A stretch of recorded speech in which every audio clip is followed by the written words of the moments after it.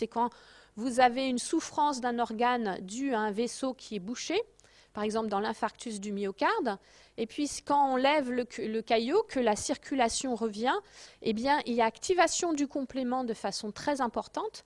Et cette activation du complément va induire le dépôt de complexes d'attaque membranaire dans les tissus qui étaient en anoxie et qui vont être détruits par ce biais-là.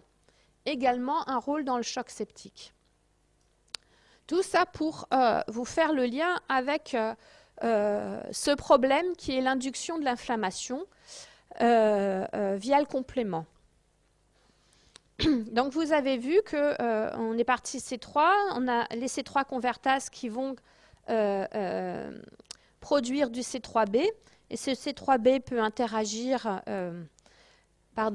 interagir avec des récepteurs qui sont présents à la surface, notamment des polynucléaires neutrophiles, et ceux-ci vont être activés et vont relarguer des ions superoxydes, vont relarguer toutes leurs enzymes dans le milieu et dans les tissus.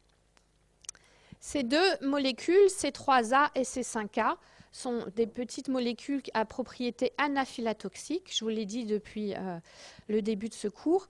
En fait, cette propriété se fait grâce à des récepteurs spécifiques, C3AR et C5AR, qui sont au nombre de 2 chez l'humain. Et ces deux récepteurs sont présents à la surface des polynucléaires neutrophiles, des monocytes, des macrophages, des lymphocytes T et des lymphocytes B. Et donc, c'est par le biais de ces récepteurs que ces 5A et ces 3A vont pouvoir avoir leur activité chimio-attractante. Donc, elles vont faire venir sur le site, par ce gradient dont on a parlé pour permettre le chimio-attractisme, et vont faire venir les cellules inflammatoires sur le site. Ces cellules vont arriver sur le site et s'il y a une grosse concentration de ces molécules, il va y avoir activation encore plus et elles vont produire des cytokines inflammatoires qu'on a vu la semaine dernière. Et puis, bien sûr, elles vont participer à l'activation des plaquettes et des cellules endothéliales. Ce qui a pour objectif initial, c'est de permettre de faciliter la diapédèse et donc tout ça pour le recrutement sur le site de toutes ces cellules.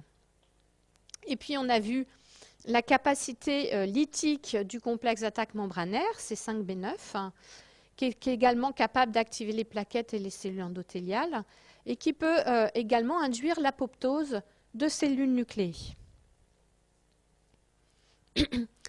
Donc finalement, le système du complément est un des médiateurs qui va induire l'inflammation. Et cette inflammation, quel va être l'objectif? Eh bien, la première, ça va être de faciliter la diapédèse et le recrutement de cellules inflammatoires sur le site initiateur, d'éliminer le pathogène et ensuite de réparer la lésion. Donc, qu'est-ce qui va induire, quels sont les facteurs déclenchant cette inflammation? Alors, ça peut être des éléments physiques qui vont induire une destruction cellulaire et une libération de produits de dégradation, par exemple le collagène. Et vous vous souvenez que ça fait partie des Danger Associated Molecular Patterns. Eh bien, par exemple, la chaleur, si vous vous brûlez, eh bien, il y a une induction d'inflammation puisqu'il y a une destruction cellulaire. De façon opposée, le gel, quand vous avez des nécroses dues au gel, il y a une inflammation qui est médiée par, tout cela. Un dard, comment dire, un dard d'un insecte, un petit corps étranger, tout ça va induire une destruction cellulaire et produire des DAMS. Et puis, vous avez les molécules issues de pathogènes bactériens, viraux, fongiques, donc à nouveau, les pathogènes associated molecular patterns. Et puis, des composés issus de la réaction immunitaire. On a vu déjà les cytokines, les complexes humains. Tout ça vont déclencher une inflammation. Les facteurs initiateurs de l'inflammation sont de 2 ordres. Les premiers, ça va être des facteurs qui vont être issus de la coagulation, donc avec l'activation des plaquettes, de la fibrine et du fibrinogène, et les facteurs issus du complément qu'on vient de voir en détail, et principalement ces molécules C3A et C5A. Et les autres facteurs initiateurs vont être les chimiokines et les cytokines. Après ces facteurs initiateurs, vous allez avoir les médiateurs eux-mêmes de l'inflammation qui vont avoir cette capacité d'induire cette inflammation. Donc vous avez les médiateurs cellulaires qui sont préformés, qui vont être relargués, c'est-à-dire qui sont présents dans des granules dans le cytoplasme des cellules et qui vont être relargués. Donc vous avez l'histamine, la sérotonine. Vous avez également des médiateurs qui circulent dans le plasma, donc les kinines vont intervenir également. Vous avez des médiateurs qui vont être d'origine de la membrane cellulaire, et notamment issus des phospholipides membranaires, ou au contraire d'origine cytoplasmique, donc toutes les enzymes lysosomiales. Et puis vous allez avoir d'autres médiateurs, les cytokines, des neuropeptides, qui vont être produits dans différents organes, des protéines de stress. Donc, je vais revenir un petit peu sur chacun de ces facteurs pour savoir quel type de cellules, d'où elles sont produites et quels sont leurs effets. Donc la première, la plus importante, donc vous reconnaissez ici les marqueurs de l'inflammation, donc la rougeur, le gonflement, et puis quand on voit ça, on se dit qu'il doit avoir mal, donc la douleur. Ce sont les trois grands signes de l'inflammation. Donc la première, c'est l'histamine, qui va être sécrétée par les plaquettes, les mastocytes et les polynucléaires basophiles. Et le rôle de cette histamine, ça va être augmenter la perméabilité vasculaire, contracter les muscles lisses, et puis par ce biais-là, va être à l'origine de la sensation de douleur. Quel est l'objectif d'augmenter la perméabilité vasculaire? Eh bien, à nouveau, c'est de permettre la diapédèse, donc le recrutement des cellules sanguines vers le site d'inflammation. Et la contraction des muscles lisses, eh bien, c'est pour permettre, en aval du site d'inflammation, de refermer les vaisseaux et à nouveau favoriser eh bien, le recrutement de ces médiateurs sur le site de l'inflammation.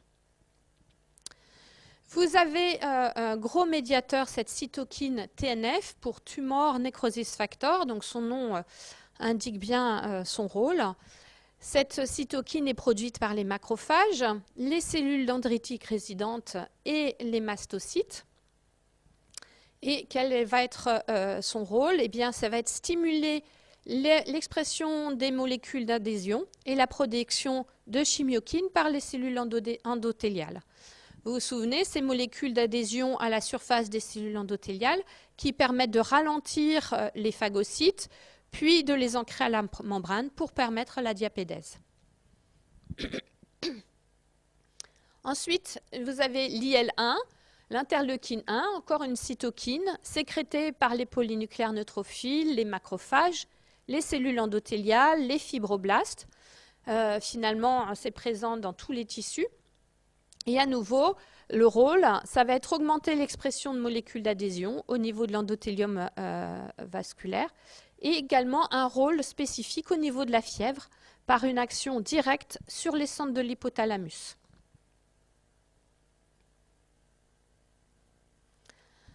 Ensuite, nous avons toute la famille des chimiokines qui sont des petites cytokines qui sont impliquées dans la migration cellulaire. C'est elles qui vont orienter ces cellules. Et il y en a environ une trentaine. Elles sont sécrétées par de nombreuses cellules qui sont donc après stimulation par les signaux de danger. Donc trois les plus importantes au niveau de l'inflammation, ça va être MCP1, l'IL-8, l'IP10. Et en fait, il y a une trentaine de molécules qui sont classées sous 4 familles avec 2 plus importantes. Et elles sont classées par rapport à des particularités d'une région conservée dans leur séquence. Donc elles sont classées soit en CXC, donc avec une cystéine dans leur séquence, un résidu qui va être aléatoire suivi d'une cystéine, ou des séquences CC, cystéine, cystéine. Donc en fait, il y en a environ une trentaine. Et la plupart vont réagir, vont pouvoir se lier avec différents récepteurs. Et chaque récepteur va pouvoir reconnaître plusieurs chimiokines. Donc un système, un réseau de petites sécrétions, de petites molécules qui vont permettre de diriger les cellules par leur interaction sur les récepteurs aux chimiokines. Ensuite, nous avons l'IL6, IL6 qui est produite par les phagocytes, et principalement macrophages et cellules dendritiques, et également par les cellules endothéliales. Le rôle de cet IL6, c'est d'activer les phagocytes et modifier l'endothélium à nouveau pour permettre ce recrutement, et notamment des monocytes, vers les tissus. Cette IL6 a également la particularité d'induire au niveau des hépatocytes la sécrétion de protéines qu'on appelle protéines de la phase aiguë de l'inflammation et qu'on va revoir un petit peu plus tard. Je vous ai dit qu'il y avait certains médiateurs également qui étaient dérivés des membranes cellulaires.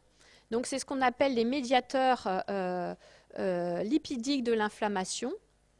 Donc c'est la transformation de ces acides gras de la membrane plasmique par la phospholipase A2, que vous voyez cette enzyme ici, qui est elle-même induite par le TNF-alpha.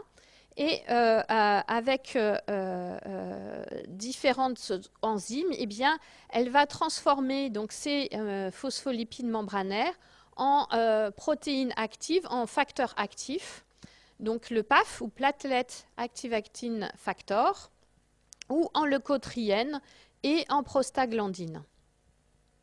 Ces petites molécules ont un rôle de chimiotactisme à nouveau pour les polynucléaires neutrophiles et les macrophages et vont induire une dilatation des vaisseaux, leur perméabilité, pour permettre à nouveau l'arrivée des leucocytes sur le site de l'inflammation. Vous avez également donc, les protéines de la phase aiguë. Je vous ai dit que l'IL6 était capable de faire sécréter par le foie des molécules particulières. Et donc, ce sont ces protéines de la phase aiguë. Nous avons la C-réactive protéine ou la sérum amyloïde P, qui sont des opsonines également, donc, qui ont la capacité de se fixer sur les surfaces des pathogènes. La CRP est produite très rapidement en réponse à l'IL6 et c'est un dosage très très utile pour faire un diagnostic d'inflammation et d'infection, puisque c'est un dosage qu'on va faire si on suspecte ce type de pathologie. Nous avons également le système de kinine, qui est un système cette fois-ci plasmatique, donc avec une principale molécule qui est la bradykinine, qui fait suite à l'activation du facteur Hman du système de la coagulation. Et là, vous voyez le lien entre tous ces systèmes, complément et implication ici du système de la coagulation pour induire cette inflammation. La bradykinine est un vasoactif très puissant. À nouveau, il va permettre la dilatation des vénules, la rougeur, et l'augmentation de la perméabilité vasculaire et de la contraction locale des muscles lisses. Et puis les choses vont se poursuivre avec toutes les enzymes et le système de la plasmine qui va avoir un rôle dans le remodelage tissulaire. Et ce remodelage va permettre la guérison, la restitution du tissu à l'état initial après résolution de l'infection. Donc ce sont des noms que vous allez revoir en cours sur la coagulation dans ce module. Donc ce petit tableau vous récapitule un petit peu tout le rôle de tous ces médiateurs avec leurs principales fonctions. Donc l'augmentation de la perméabilité membranaire, la vasoconstriction d'aval qui permet de recruter sur le site, la contraction des muscles lisses des petits vaisseaux, l'augmentation de l'adhésivité des phagocytes aux cellules endothéliales, la prolifération des cellules souches médulaires, qui est importante puisque ça va permettre de continuer à produire des polynucléaires neutrophiles et pouvoir continuer à lutter contre l'infection. Toutes les molécules du chimiotactisme cellulaire, les protéines issues des relargages qui vont induire le relargage des médiateurs des lysozymes intracytoplasmiques, les molécules qui vont permettre de produire les radicaux oxygénés, qui vont permettre la phagocytose, qui vont permettre d'organiser la réponse cellulaire au niveau du site, et puis également les médiateurs de la fièvre et de la douleur. Donc, vous avez sur ce schéma l'ensemble des données qui interviennent au niveau de l'inflammation et donc l'ensemble des médiateurs et puis leur rôle. Et vous avez vu que tout ça se passe donc sans reconnaissance du système d'initiation, mais par contre, via le système du complément et via les cytokines qui sont produites, eh bien, il va y avoir mise en place de la base pour permettre une réponse adaptative, également avec l'intervention de la cellule dendritique dont vous entendrez parler plus tard. Voilà, donc je vais m'arrêter là. Et puis, si vous avez des questions, je suis à votre disposition.